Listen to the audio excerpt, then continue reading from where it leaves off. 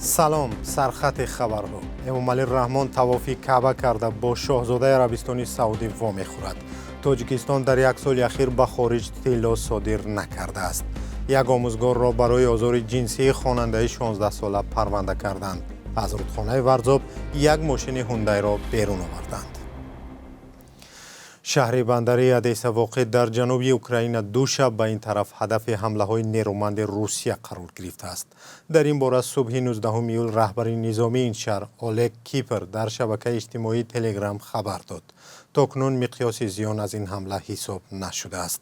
کیپر نوشته است که درباره تلفات بعداً گزارش می‌دهد. رهبر نظامی پایتخت اوکراین سرهی پاپکو هم معلومات داده است که شب گذشته هواپیماهای بدون سرنشین روسیه شهر کیف را آتشباران کردند. او علاوه کرده است که مدافع ضد هوایی اوکراین تمام هواپیماهای بدون سرنشین را بی‌ضرر کرد.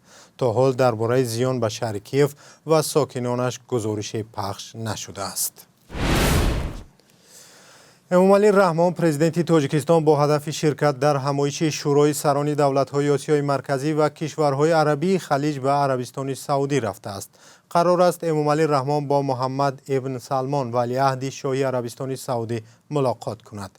همچنین یک منبع در حکومت تاجیکستان بر رادیو آزادی گفت امامعلی رحمان و هیئت حکومت به شهر مکه هم سفر کرده مناسک حج عمره را ادا می‌کنند. به نوشته خدمات مطبوعات پرزیدنت امامعلی رحمان تا این دم 4 مرتبه حج عمره را ادا کرده 2 مرتبه داخل خانه کعبه شده است. طرفداران حکومت این کار او را یک نوع احترام به ارزش‌های دینی عنوان می‌کنند، ولی سازمان‌های حامی حقوق امامعلی رحمان را برای محدود کردن آزادی‌های دینی در داخل کشور تنقید می‌کنند. حکومت تاجیکستان تصمیم گرفته است که دیگر به خارج کشور طلا صادرات نکند. در نیم ساله اول سال گذشته کالای اصلی صادراتی تاجیکستان طلا بیش از 590 میلیون دلار بود. در 6 ماه سال روان یگان حالت صادرات طلا به قید گرفتن نشده است.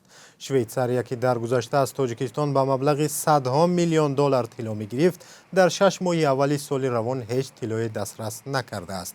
تاجیکستان در سال 2022 بیش از 12,000 کیلو طلا به مبلغ 715 میلیون دلار صادر کرده بود. دسترس کننده های اصلی طلای تاجیکستان شویتساریا و چین بودند. در این باره مقاله داریم که آن را به تفصیل در سامانه رادیوی آزادی بخوانید. وزارت کارهای داخلی تاجیکستان نسبت به یک مدیر مکتب در ناحیه شمس الدین شاهین برای آزار و اذیت جنسی یک خواننده مکتب پرونده جنایتی باز کرده است. یک منبع از ریاست وزارت کارهای داخلی در منطقه کلاب بر رادیو آزادی گفت مدیر مکتب با آن ایبدار می شود که نسبت به خواننده 16 ساله مکتب زیر نظرش آزار جنسی را روا دیده است. نزدیکان مدیر مکتب دست داشتن او را در این حادثه تهمت می دانند.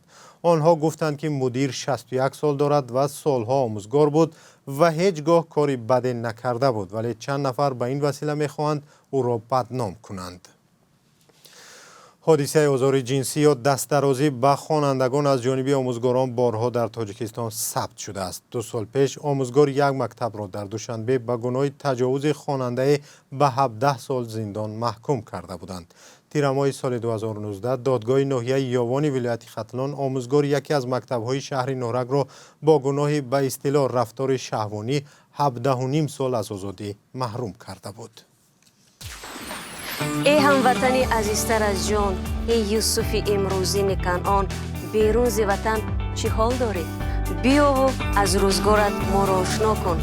بینندگان عزیز، اگر شما دور از تاجیکستانید و از نازکی‌های مهاجرت آگاه هستید و می‌خواهید دیگران نیز بدانند، پس این برنامه برای شماست. روزگار مهاجر، مطابق شوی به محیط نو، قصه‌های انسانی و سبق‌های حیاتی. نجات دهندگان کمیته حالت‌های فوق‌العاده تاجیکستان از کانال ورزاب یک ماشین نو هوندای را بیرون کردند. این کمیته خبر داده است که این ماشین یک ساکن 24 ساله شهر دوشنبه بوده است که هنگام با سرعت بلند راندن به کانال افتاده است. نجات دهندگان کمیته هنوز ماشین دیگری هوندای را که با آن شهرت اسمت الله معاون رئیس آریان بانک ربوده شده بود در رودخانه زرافشان و ورزاب جستجو دارند. مقامات گفتند که شهرت اسمت الله شام 23 میلیون ربوده و کشته شده است. با گفته مقامات جسد او را با ماشین هوندای بر رودخانه انداختند. هنوز از جسد و ماشین نشانی پیدا نکردند. یک راننده تاجیک در فرانسه زیر چرخ ماشین مانده فوتیده است. او در یکی از شرکت‌های بارکشانی لیتوا کار می‌کرده است. در این باره مهاجران تاجیک از لیتوا بر رادیو آزادی خبر دادند. حادثه هفته پیش در فرانسه رخ داده است. با گفته مهاجران، راننده تاجیک در شرکت رونده لیتوا بارکشانی می‌کرده است و هنگام پیاده از راه گذشتن در یکی از شاهراه فرانسه ماشینی سبکروی او را پخش کرده است. یک راننده تاجیکی که در لیتوا کار می‌کند گفت جسد شهروند تاجیکستان را به وطن ارسال کردند. سالهای اخیر شمار تاجیکانی که در لیتوا کار و زندگی می‌کنند زیاد شده است. آنها در اینجا در ساختمان‌ها و ماشین‌های بارکش فعالیت می‌نمایند.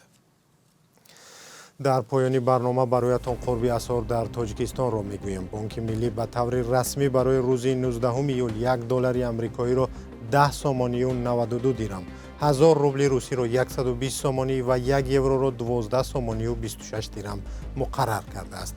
یادآور می‌شویم که قرب اسعار در بانک‌های تجارتی گاه از قرب رسمی کمی فرق می‌کند. خبرهای بیشتر و گزارش‌های ما را در برنامه اخباری آزادی انتظار باشید که ساعت 16 به وقت مسکو و 18 به وقت دوشنبه پخش خواهند شد. خدا نگهدار.